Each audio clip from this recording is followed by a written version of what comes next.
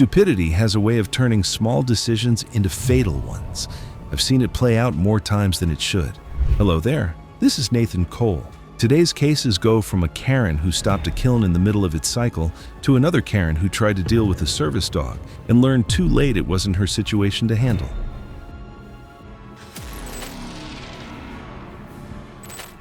It was the afternoon of March 14, 2016, in Flagstaff, Arizona. A small ceramics and pottery studio tucked along a quiet commercial strip was running its usual weekday class, the kind of place that smelled like wet clay and wood polish. It was the kind of place where people came to slow down, which made what happened that afternoon all the more avoidable. Nadine Feller, 47, worked as a property manager on the north side of Flagstaff, handling a small group of rental units and coordinating repairs for owners who relied on her judgment. Over time, that authority kind of followed her everywhere. She walked into any space like it was partly her responsibility. If something felt off to her, she'd say something. Sometimes she'd just step in and fix it herself. She signed up for a beginner pottery class 3 weeks earlier after her doctor suggested finding a low-stress hobby. Since then, she'd already complained about the class schedule, mentioned the room temperature more than once, and questioned the type of clay being used. She wasn't really there to learn ceramics.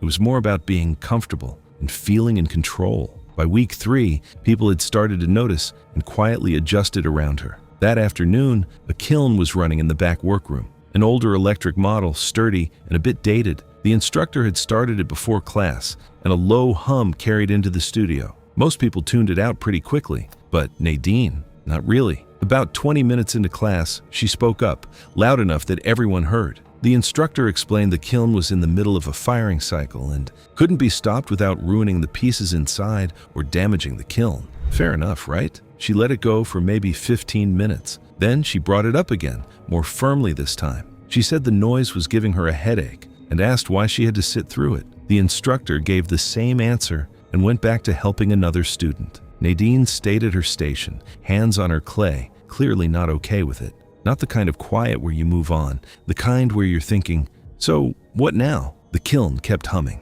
Her irritation didn't go anywhere, and eventually those two things turned into a decision that made perfect sense to her, and none at all to anyone else. While the instructor was occupied with 2 students at the front of the studio, Nadine pushed back her chair and walked down the hallway to the back workroom. She located the power cable along the base of the kiln and unplugged it from the wall outlet. The hum stopped immediately. She stood there for a moment in the sudden quiet, apparently satisfied. Then she reached for the latch on the kiln door and pulled it open. The heat that pours from a kiln running at approximately 1,900 degrees Fahrenheit doesn't announce itself. Nadine caught the full force of it the moment the door swung open. Face, throat, lungs, before she could step back. A student in the hallway saw her stagger and collapse against the wall. The instructor arrived within moments to find her conscious but struggling to breathe, with visible burns around her nose and mouth. Emergency responders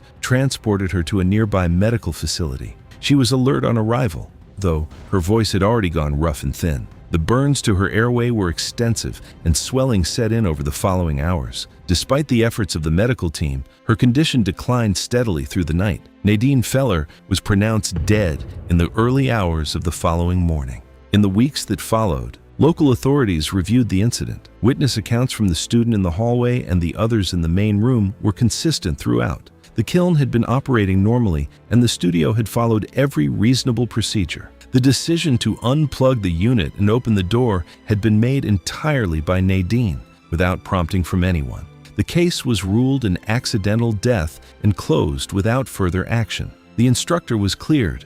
Witness accounts confirmed no one had directed Nadine toward the back room. The studio reopened the following month, and the kiln was returned to use without issue. She walked into the kiln room like it was hers to manage and didn't see a reason to stop. Next one? This one had me stressed the whole time. A woman at a marina messing with dock equipment she didn't understand, and the consequences followed her all the way out of the harbor. It was August 14, 2017, at a coastal marina along the Gulf. The docks were calm that afternoon, boats sitting steady, lines tied clean, water barely moving. It looked routine, the kind of setup that only works because everything is exactly where it's supposed to be. Her name was Colleen Kessler, 52, and she had rented a slip for the weekend. She worked in office administration and was known for being controlling about details. Everything had to match her standards or she treated it like a problem. That didn't stay at work. She had a habit of inserting herself into situations that didn't involve her, especially if something looked wrong in her eyes. She didn't ask questions, didn't double-check, didn't wait. She assumed she understood what she was looking at and acted on it. If someone pushed back, she tended to double down rather than reconsider. To her, being confident felt the same as being correct. That weekend, she kept coming back to one specific line tied along the dock a short distance from her slip. It ran from a cleat down into the water, at a tight angle, with no visible boat attached. To anyone familiar with the layout, it was clearly part of a fixed navigation marker system, something placed to guide boats safely out of a shallow section near the marina exit, but she didn't see it that way. What she saw was a mistake, a loose line, something set up poorly, something drifting too close to her space. So she decided to fix it. The first time, she untied it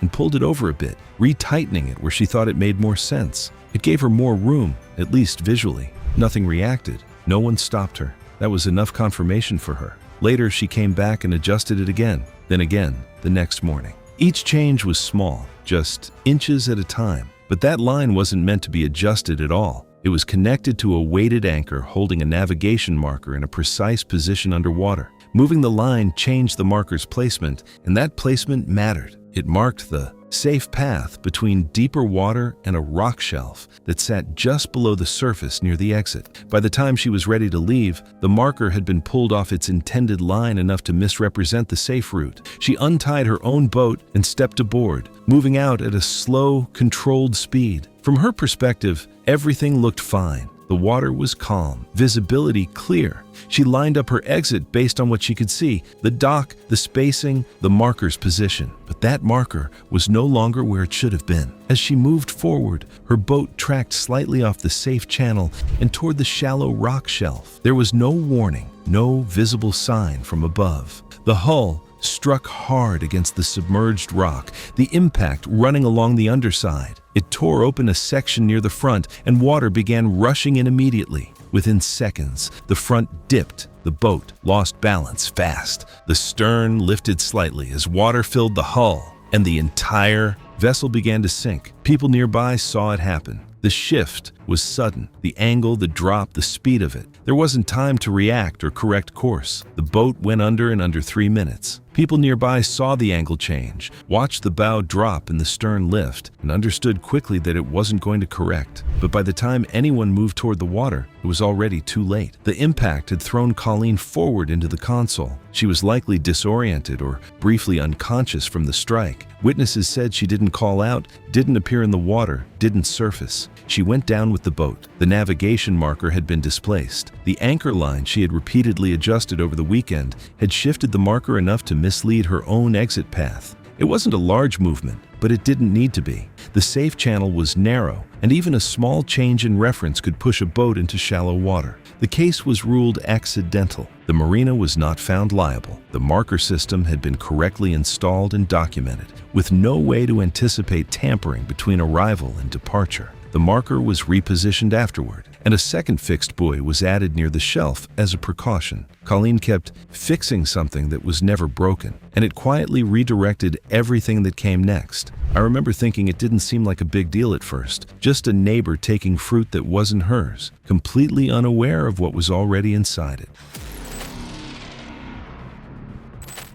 It was June 3rd, 2016, in a suburban neighborhood outside Sacramento. Quiet street, fenced yards, nothing unusual at a glance. Single-story homes, dry lawns, and low trees lining the fences, close enough that it's easy to notice what your neighbors are doing without really trying. Sheila Durney was 49 and worked from home doing freelance bookkeeping, so she was around most of the day. Over time, she got used to treating the space around her like it was partly hers, even when it wasn't. If something crossed into her side even a little, she acted like she had a say in it. She didn't ask, didn't check, and didn't like being corrected. When neighbors pushed back, she brushed it off or argued it down. She had a habit of minimizing things, turning someone else's concern into something small or exaggerated. In her mind, she wasn't crossing a line. She was just being practical. If it looked fine, then it was fine. The tree next door had branches that stretched over the fence just enough for the fruit to hang within reach. That was enough for her. She started picking from it regularly, not once in a while, but often enough that it became routine. Step outside, grab one, sometimes two,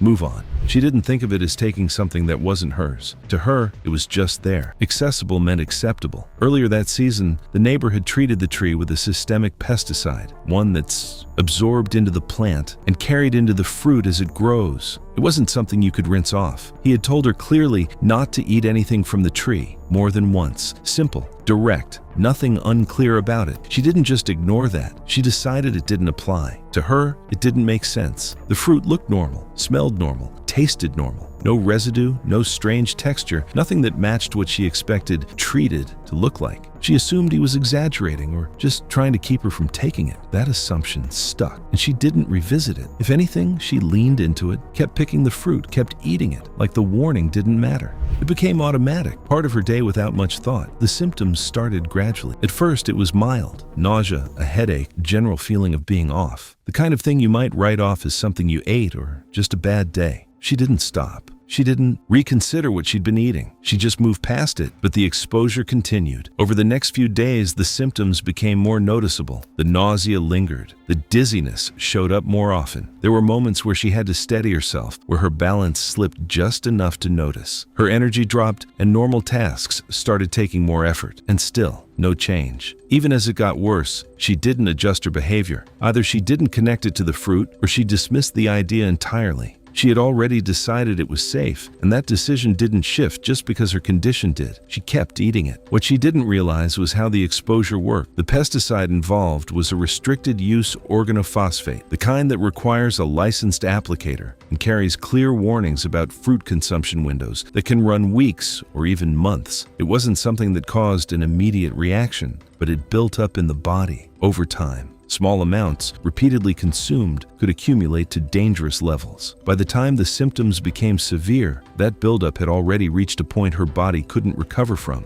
She was later found unresponsive inside her home. When everything was reviewed, there were no signs of anything sudden or external. What stood out was the pattern. Fruit collected from the neighboring tree, partially eaten over several days. The timing of her symptoms matched that pattern. The treatment of the tree had been documented earlier that season, and the type of pesticide used was consistent with one that remains within plant tissue. The cause of death was determined to be pesticide toxicity from repeated ingestion. The neighbor was investigated but not charged. Authorities found no grounds to pursue it. The pesticide had been applied legally by a licensed contractor and was properly logged. The warning he had given her was corroborated by 2 neighbors who had been present during at least one of those conversations. There was no evidence he had encouraged her to take the fruit or had any reason to believe she was still doing so after the warning. The tree remained on his property. The case was formally closed as an accidental death. She kept taking something she was told not to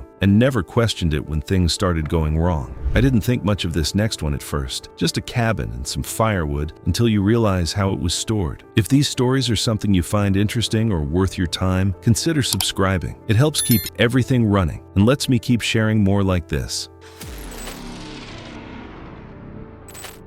It was October 9th, 2015, at a remote campground in northern Idaho. Small cabins spaced out along a gravel loop, surrounded by trees, with just enough distance between them to feel separate. Once it got dark, everything went quiet. No traffic, no background noise, just still air and a steady drop in temperature. Carla Ives was 55 and staying alone for the weekend. She worked in retail management, and that need to be in control didn't really turn off when she left work. If something was labeled, limited, or set up a certain way, she didn't just follow it, she questioned it. And if it didn't make sense sense to her, she ignored it. She didn't like being told how much she could use or what something was for. If it looked available, she treated it like it was just sitting there going to waste. And if no one stepped in to stop her, that was enough for her to assume it wasn't a real rule to begin with. She had a habit of testing things like that, starting small, then pushing further once nothing pushed back. Near the main area, there was a large stack of firewood set aside for cabin use. It was clearly divided, so each cabin got a set amount, enough for a controlled burn. The wood itself was freshly cut, still green, heavier than dry wood, and not meant for indoor use in a closed space. That part actually mattered, but it wasn't something she thought about. She noticed the stack the first evening and paused for a second, just looking at it. From her point of view, it didn't make much sense. Why was there that much wood sitting there when she'd only been given a small bundle? It looked unused, untouched, so she decided it didn't add up. To her, it felt like overstock, like whoever set it up had misjudged how much people would need. And if it wasn't being used, then what was the issue? So she took some. At first, it was just an extra armful, easy to justify. No one said anything. No one came over to stop her. That was enough. Later that night, she went back and took more. The next day, she did it again. Another trip, another load. At that point, it wasn't about needing it anymore. It was about the idea that it shouldn't just be sitting there unused. She took more than she could realistically burn in one night, stacking it up like she was planning ahead instead of overdoing it. Instead of using it outside or burning it gradually, she carried most of it into her cabin and stacked it along one wall. She wanted it inside, within reach, so she wouldn't have to go back out in the cold. It felt more efficient to her. Everything in one place, no extra effort. That night, the temperature dropped quickly. She sealed the cabin up, windows closed, door shut tight to keep the heat in. The space was small, and once everything was closed off, the air inside stayed trapped. She started a fire in the stove using the wood she had taken, but green wood doesn't burn cleanly. It smolders more than it burns, producing heavier smoke and releasing more gases than properly dried wood. The stove still functioned, but without enough airflow, it didn't burn efficiently. After some time, she noticed the fire wasn't holding the way she expected. Instead of adjusting airflow or reducing the load, she added more wood to keep it going.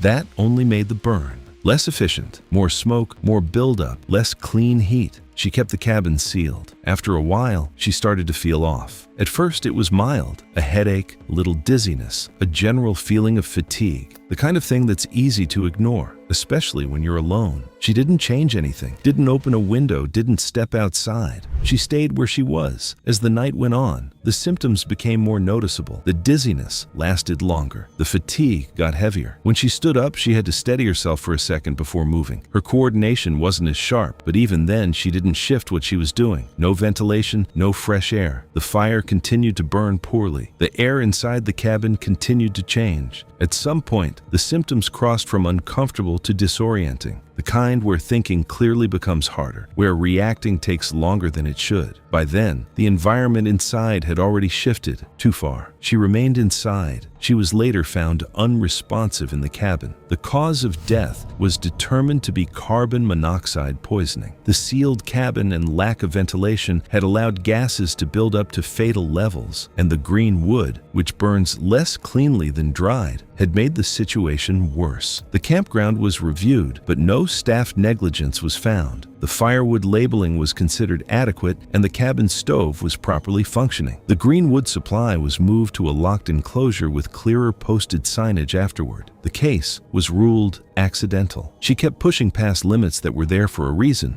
and ended up trapped in the result of her own setup. To me, the last one sounded uneventful. At first, it was just a checkpoint with a service dog until she decided throwing something would quiet it down.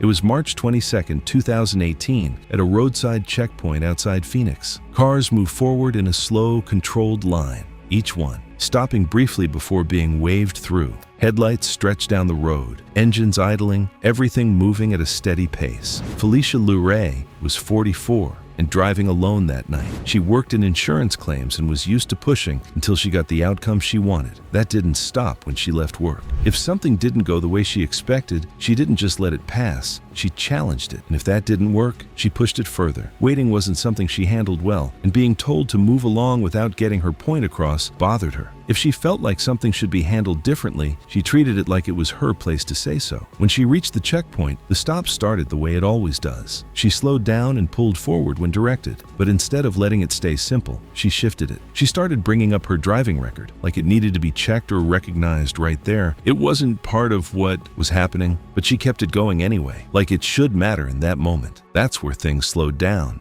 Instead of finishing the stop and moving on, she held her position longer than necessary. The officer stepped away briefly toward a nearby vehicle, leaving her waiting in place while the line behind her started to back up. That pause stretched longer than it needed to. She remained in her vehicle at first, but her attention shifted away from the checkpoint itself. The process had already been interrupted, and instead of settling back into it, she stayed keyed in, watching, waiting, looking for something else to focus on. That's when the barking started. Behind her, secured in the rear section of that nearby vehicle, a service dog began barking. It was steady and loud, carrying clearly in the otherwise quiet stretch of road. At first, it was just background noise, but she didn't ignore it. She turned her attention toward it, watching it through the rear of the vehicle. The barking didn't stop, and instead of focusing on her own situation, she fixated on it. To her, it became part of the problem, something she shouldn't have to deal with while she was being held there. The longer it went on, the more it held her attention. She shifted in her seat, then leaned slightly to get a better view. The dog remained secured, moving within its confined space, reacting to the environment around it. The barking stayed consistent. That was enough. She opened her door and stepped out. Instead of staying where she was, she moved a few steps toward the rear of the nearby vehicle, close enough now that the sound was louder, more direct.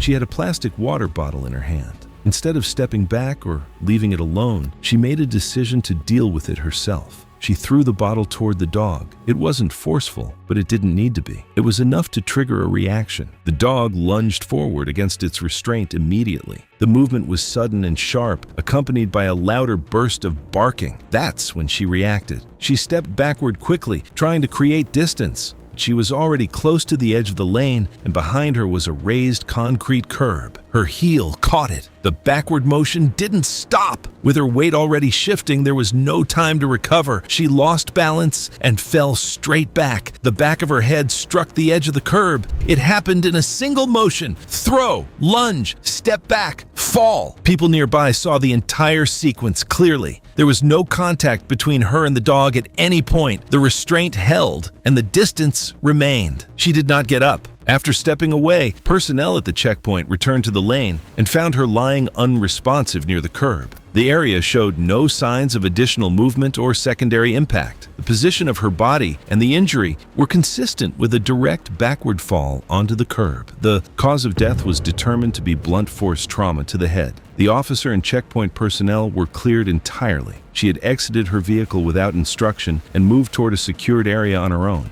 The service dog was evaluated by its handler and cleared for continued duty. No action was taken against the animal. It was formally closed as an accidental death.